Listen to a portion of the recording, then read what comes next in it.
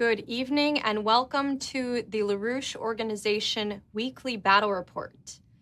Today is Wednesday, September 24th. I'm Michelle Aaron, your host. We have a whole bunch of wonderful reports this evening. Yesterday in New York, the United Nations General Assembly general debate began with speeches from heads of state. As is tradition, President Lula da Silva of Brazil began and said, "The United Nations symbolizes the highest expression of the aspiration for peace and prosperity. Today, however, the ideals that inspired its founders in San Francisco are under threat, as they have never been in its entire history." Now, underscoring the necessity for that reminder, President Donald Trump then spoke for nearly an hour, exceeding by far the 15-minute limit respected by most other leaders. Trump denounced the United Nations for standing by while he ended 7 wars, saying nothing about the ongoing genocide carried out by Israel with American weapons. And then after the assembly, he, or perhaps some delusional staff member, made a very bizarre post on Truth Social, claiming that now is the time for Ukraine to regain all of the territory it has lost to Russia since the special military operation began 3 years ago. He also spoke about long gas lines in Russia, which do not exist. Later in the day, yesterday, former U.S. Senate candidate Diane Sare interviewed Colonel Douglas Macgregor, who had briefly served in the first Trump administration as an advisor to the acting Secretary of Defense. Macgregor stated that he will no longer call Trump by his name, but merely Biden too, because he has dug in on a continuation of the Biden war agenda. Macgregor also echoed what Schiller Institute founder Helga Zepp-LaRouche has been emphasizing, particularly since the Tianjin SCO conference at the end of August, namely, that there is a new paradigm unfolding, which involves the vast majority of the world's population, and that leaders of the old paradigm, like Trump in this case, are becoming irrelevant. So you should watch the whole interview with Macgregor. Strongly recommend. We include the link in the video description below. We have organizing reports tonight from Mexico, France, several states in the United States, and a couple of media reports from China, from Egypt. We were out at campuses, busy public thoroughfares and rallies. We're going to start in Massachusetts, where Bill Ferguson reports on his participation yesterday in a meeting with his Congressman Steven Lynch. And this gets immediately to the kind of actions that we're encouraging from you. Hello, this is Bill Ferguson reporting to you from South Boston, Massachusetts, the Massachusetts 8th Congressional District. I just came from a meeting, a public meeting with my Congressman Steven Lynch. It was organized to discuss local matters and federal budget cuts to senior citizens and in Medicare and Medicaid. When I had an opportunity to ask a question, I got up and asked Congressman Lynch what to do about Gaza. I brought up that today they're having debate in the United Nations that one or more nations might invoke Resolution 377 for an intervention in Gaza, uniting for peace, a military intervention possibly. and also the fact that 154 nations have now recognized Palestine as a state. Congressman Lynch said that he had sent in a letter in support of recognition of Palestine and support of a two-state solution. He also stated that he expressed his anguish at the situation in Gaza. He used the term genocide to describe what's happening there, and he blamed Netanyahu for the security failures of October 7th. I think most significantly, he stated that he supports a peacekeeping intervention by United Nations coalition or U.S. forces to stabilize the situation, to end the massive, excessive number of deaths occurring there. I got an opportunity after the meeting to present him with some of the LaRouche literature on the subject of the two-state solution, the Oasis plan, and further of our peace initiatives. And I would urge you to seek out your congressman wherever you can to get them to put themselves on the record and to take action to stop the slaughter and to begin to build the basis for peace in Southwest Asia. Thank you. Will you call or visit your member of Congress? You can call right now, or perhaps tomorrow morning during business hours. But the phone number to the Capitol Hill switchboard, where you can get to any congressperson in the country by telling them where you are, that phone number is 202-224-3121. Now to Mexico. We have a report from Fabiola Ramirez with the LaRouche Movement of Mexico on our participation in two events this week. A pro-Palestine rally where 2,000 people marched through the city to protest genocide, and a class that we gave on invite to students on the need for nations of the West to join the new paradigm for mankind.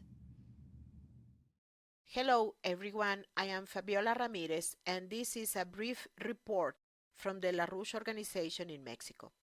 What we present here in these photos is our participation in a pro-Palestine demonstration in Mexico City on September 20th. This demonstration was organized by the pro-Palestinian platform and consisted of a walk from the Angel of Independence to the Juarez Monument. More than 2,000 people marched, waving Palestinian flags, signs denouncing the genocide. Some of the protesters played drums to cheer on all the marchers.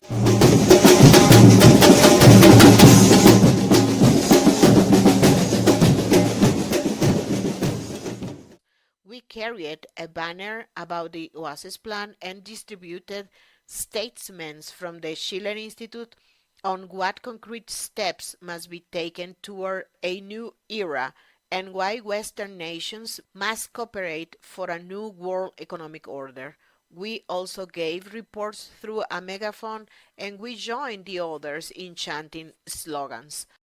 And upon arriving at the Juarez Monument, we had distributed hundreds of statements and ended our deployment singing Dona Nobis Pacem. Furthermore, on Tuesday, September 22nd, at the invitation of a high school teacher and LaRouche supporter, we were in his classroom to give a presentation on the BRICS, the World Land Bridge, so that his students will know that there are alternatives to the collapsing system. We invited the students to participate in a conference held at LaRouche will hold with youth global leaders on September 30th. Saludos, and see you soon. Thank you so much, Fabiola. The youth conference, the youth dialogue that she just referenced is this coming Tuesday, September 30th. It'll be a dialogue with Helga Zepp-LaRouche with participation from many countries with simultaneous translation to several languages. One thing that you might do is get young people you know signed up to participate in this dialogue. It's over Zoom. We'll include the registration link in the video description below. It's a dialogue titled The One Future of Humanity. So if you can think of one or more young people who should be on that dialogue, get them registered. Now, 2 reports from today. First, to France. We'll have a report from Shireen Sultan, out campaigning today for the Oasis plan in France. Hello, my name is Shireen Sultan. We are here in Paris with Solidarité et Progrès, our political movement, and we are explaining to people that when Macron recognized Palestine in the United Nations this week, he forgot one point. He forgot to explain that peace will be won through development with the Oasis plan. So we bring this dossier Schiller Institute made. You can find many stuff on our website, and you can connect also to the International Peace Coalition each Friday. See you next time. Thank you, Shireen. And we also have a couple of photos from organizing a couple of days ago near a major university in Paris. You see this beautiful table display with literature and brochures. That's the way it looked as students began to come by. You see some of the signs on the Oasis Plan for Peace and Stopping the Genocide. And here you see some students got to walk by and see these beautiful signs. And here you see a couple of them stopping to talk. Now to Texas, where this morning, veteran LaRouche organizers went out to clear the air from the nonsense Trump is spouting on U.S. history, on the U.S.-British bogus special relationship. Let's have a word from Joe. Good day. This is Joe with the LaRouche organization and the Schiller Institute. We're at the University of Houston here today with a very special process of education underway in the light of President Trump's humiliating display of self-abasement before King Charles and the British Empire this last week. We have to straighten people out that this nation does have a great heritage dating back to the American Revolution, but it was not from the ideas of Locke, Hobbes, Adam Smith, and the occultist Isaac Newton, but the divine concept of man from Gottfried Leibniz, who of course was an inspiration to Lyndon LaRouche and our movement. So we've got some very interesting responses today, and we're going to keep on organizing. So that's it from the city of Houston. Thank you. And you saw that last sign that read, "Who in hell wrote Trump's Windsor Castle speech?" So thank you, Joe. Now to Manhattan and also Germany. This Monday, our team set up on the busy New York City sidewalks, and Jonathan Tron here from Germany to organize reports. Hello, I'm Jonathan Tron. I'm from Germany and I'm part of the international LaRouche movement. In Germany we are called USO, Civil Rights Movement Solidarity. So I'm here today in New York City and I will be here for 3 more weeks to help organize for the passing of the resolution UN Resolution 377, Uniting for Peace. Because the Security Council doesn't act, it's being vetoed by the US. So the conflicts Israel and Gaza cannot be solved through the Security Council. So the UN General Assembly must act, and they must invoke the Resolution 377, Uniting for Peace. So I came all the way here to the US to help organize that. The UN General Assembly will be tomorrow, so we cannot get closer to the building today, but the LaRouche movement here in the US has organized for that in the weeks before and will continue to do so, and I will help. Come out with us, join the fight. Signing off. And you saw at the conclusion of the video, the young lady stopping to take photo of our sign. Here's a couple more photos from our activity that Monday. There's Fred handing out some flyers. Marcel talking to a gentleman about what we're putting out there. And one of the signs that people were reading. You just get floods of people walking by in Manhattan. It's very good for us to be out there in the public on the street. You see this sign says, "Solve the Middle East crisis with the LaRouche Oasis Plan," with a big QR code so people can pull up that video presentation done by Jason Ross a number of months ago right on their phone. Now we have two LaRouche in the news. Oh, thank you. We have a report from Indiana that I'm very excited about. Tony DeFranco reports from Portage, Indiana, where they set up a couple of days ago to talk to people about ending the genocide in Gaza and joining the new paradigm for humanity. Tony took a quiet moment to record this report. We're out here in Portage, Indiana, northwest Indiana, organizing, tell people that we have to stop the genocide, that we're out in force at the United Nations right now at the General Assembly while they're meeting to get these countries to get some courage and to stand up and to intervene in this horrible genocide that's going on right now. And once we do that, we'll maybe regain a sense of potency for the world and for the United States to join the BRICS countries, which is the global majority, which could revive this whole area where used to be steel country, but they're shut down or dilapidated. They need to be rebuilt, and we would fit right into the Belt and Road and the BRICS process. What an important message to be getting out there to the American people. Thank you, Tony. Now, two media items.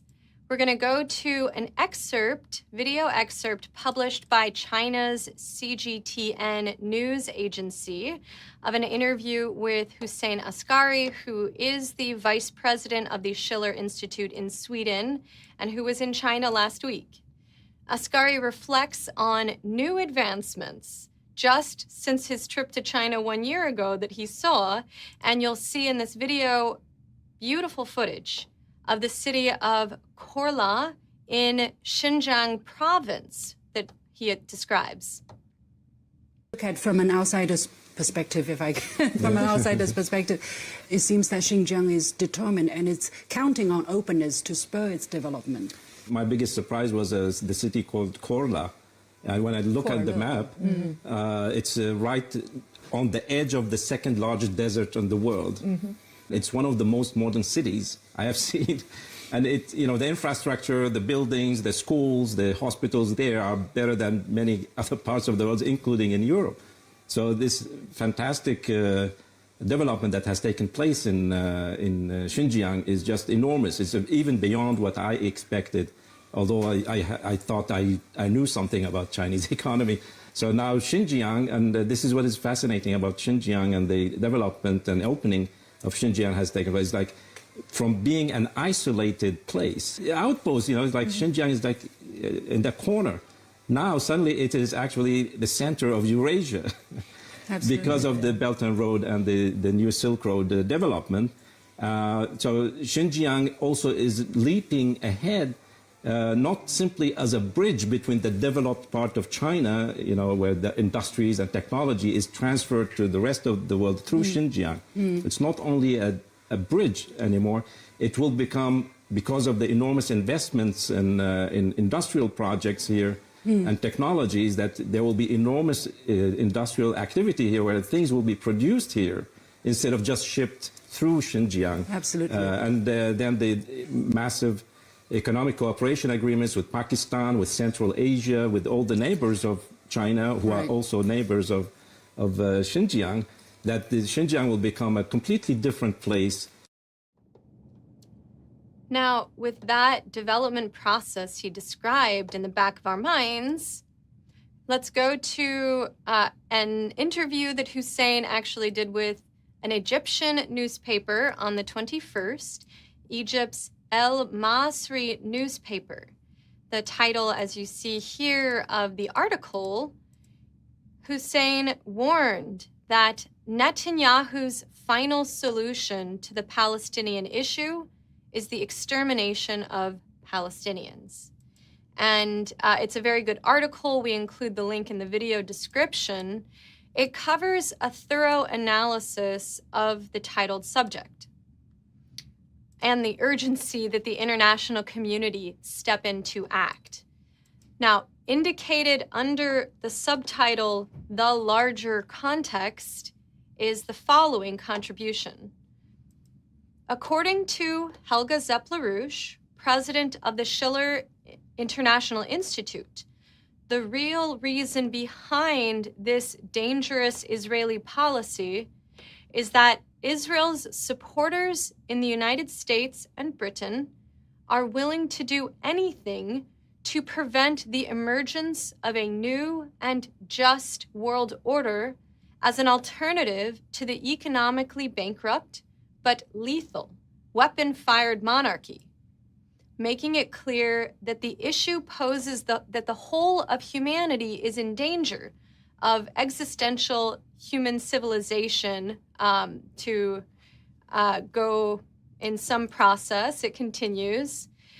It turns out that the activity of the Schiller Institute and the LaRouche movement in the United States is focused on joining the good and peaceful forces in the United States and Europe to increase popular pressure to the decision makers to understand that they will soon be cut off from the world as the countries of the global south, or what we call the global majority, unite to establish a new just world order. So this was important to bring the daily developments of Southwest Asia, including the horrors in Gaza, into this larger context that we understand. So tonight's report shows an optimistic approach to a very difficult world situation. The optimism shown through the action, the thoughts, but the actions to transform the situation through organizing, through outreach. In these many, many reports that we had just from the past week, from Mexico, France, Massachusetts, Indiana, Manhattan, our German visitor organizing with us, international media, the LaRouche movement is on the record with organizing for the ideas needed to move mankind forward. So if you have any reports to contribute, well, if you don't yet, make sure, create some reports. Do something worth reporting. Send it in to info@laroucheorganization.com. Thank you for tuning in, and we will see you next week.